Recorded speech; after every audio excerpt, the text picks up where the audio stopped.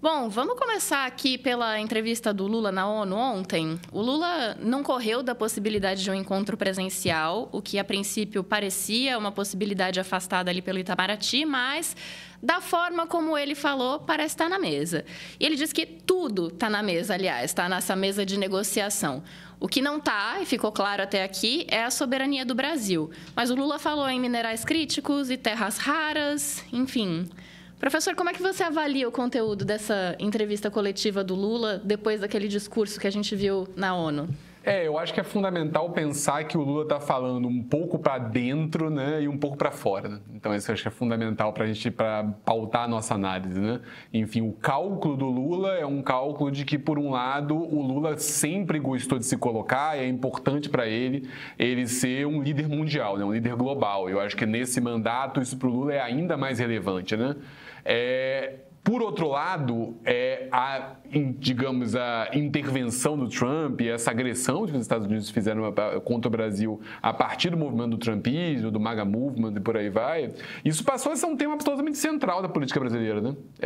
Isso passou a ser, na verdade, se não o grande trunfo atualmente, um dos grandes trunfos do campo bolsonarista e de parte do campo da ultradireita. Né? Então, por um lado, o Lula tem cuidado de não se colocar, digamos, nas mãos do Trump, porque isso pode enfraquecer essa postura dele como líder global, já que, em boa medida, eu diria que no imaginário do Lula, está um imaginário que nem rompe, na verdade, com a tradição política brasileira, né? Mas que segue, né? Enfim, não sei se os ouvintes sabem, se a nossa audiência sabe, mas por que o Brasil abre a Assembleia da ONU como primeiro discurso? Não é isso? Por uma tradição da política externa brasileira que remete a Rui Barbosa, que remete a uma ideia de não alinhamento e que depois passou por diversos momentos da política externa brasileira. Né? O Lula quer realizar um pouco isso, né? De um país não alinhado, de um país que tem compromisso com instituições internacionais, tem compromisso com a paz. Então, um alinhamento automático a uma figura como Trump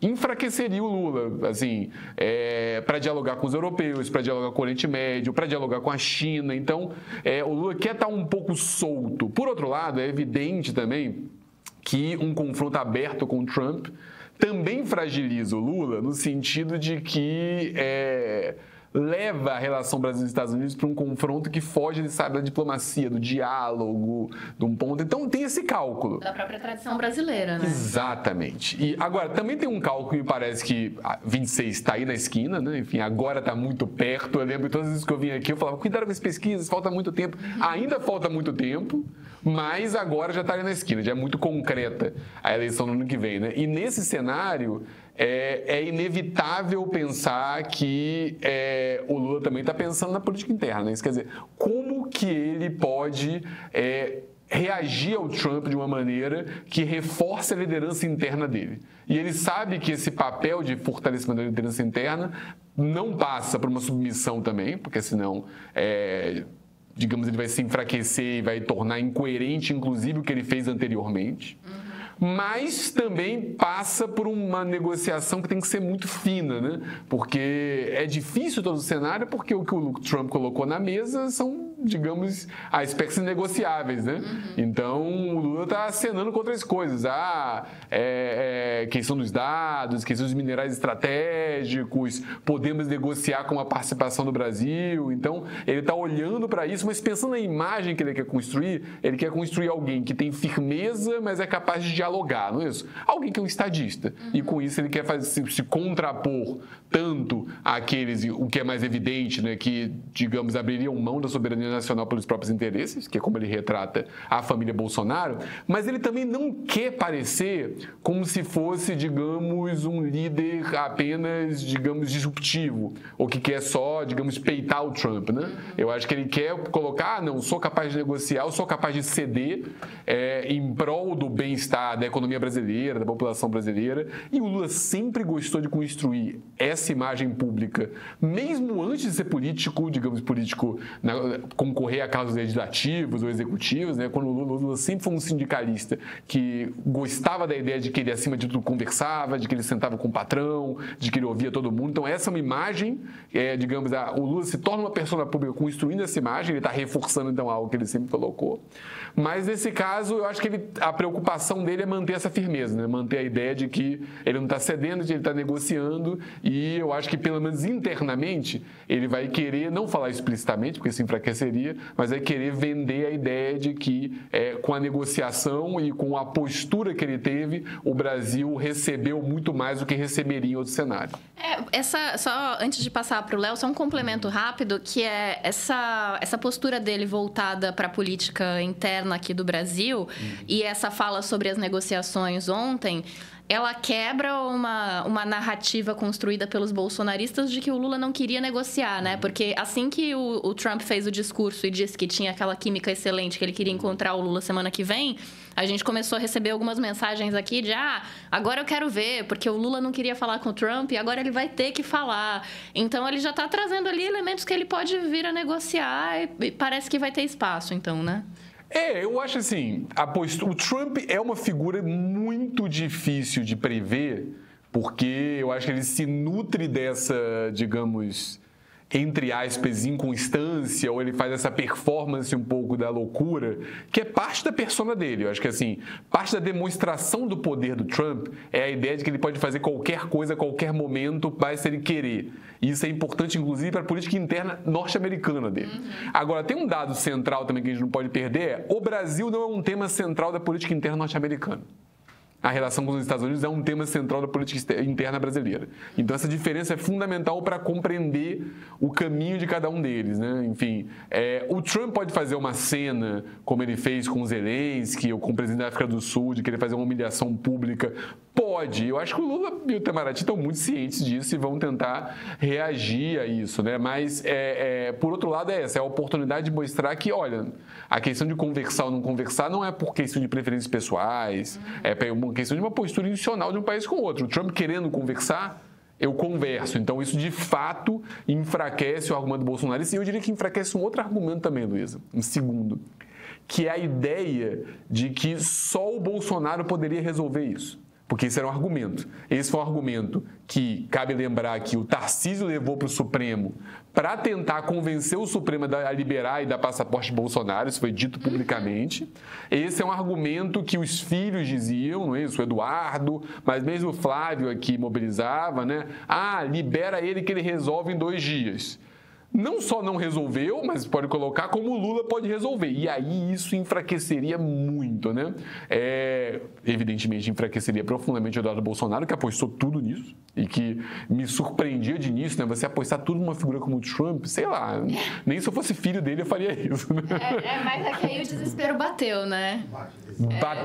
Bateu.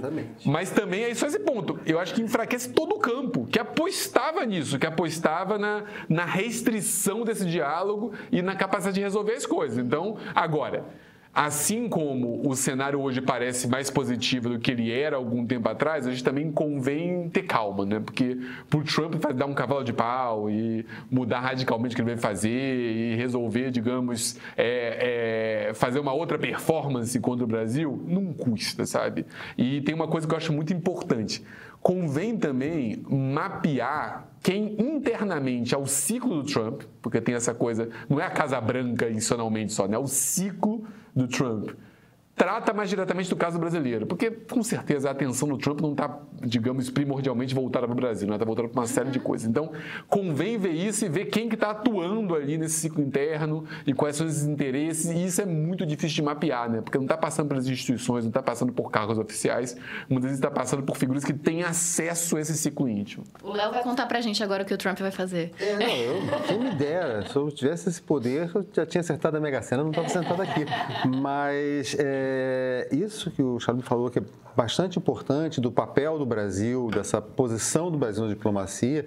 É importante lembrar também que muito dessa tradição da ONU, da participação do Brasil abrindo, vem do Oswaldo Aranha, que foi o brasileiro, Oswaldo Aranha, que foi ministro do Getúlio, e que foi o presidente da primeira sessão da Assembleia Geral da ONU, inclusive a sessão em que foi criado o Estado de Israel, que foi feita a partilha da Palestina, né? Agora, é bom lembrar, você falou do Lula gostar de ser um negociador, de tender essa imagem de negociador, que a relação dele com os Estados Unidos, em que pese o discurso ideológico, etc., é uma relação extremamente pragmática. Ele tem uma relação excelente com o George W. Bush.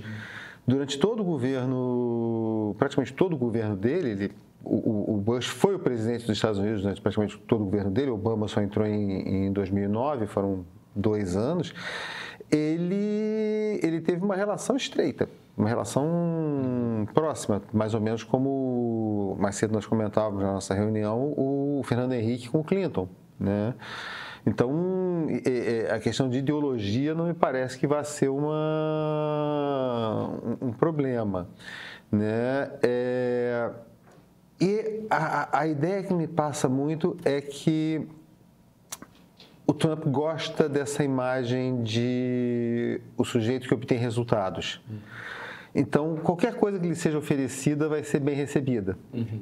Sabe? Ele é o sujeito que botou as sanções, chamou para uma conversa, obteve resultados e apresenta esses resultados. Mesmo que esses resultados até nem sejam práticos. Tem muito uma coisa de... Eu nunca me lembro do nome do filme em português, porque é uma daquelas traduções idiotas, que é um filme muito bom chamado Wag the Dog. Segredos do Poder, se eu não me engano. Tá? Em que o presidente dos Estados Unidos, para fugir de uma crise, os assessores dele inventam uma guerra, uma invasão à Albânia. Não existe. Simplesmente não existe. O Trump passa muito isso, de gostar de criar essas situações, ou como ele mencionou, que ele resolveu a guerra entre a Armênia e o Camboja. Que mais ou menos uma coisa louca. Que tipo de articulação pode ser feita tendo como foco, tem essa imprevisibilidade do Trump, mas eu estou organizando aqui um pensamento que em relação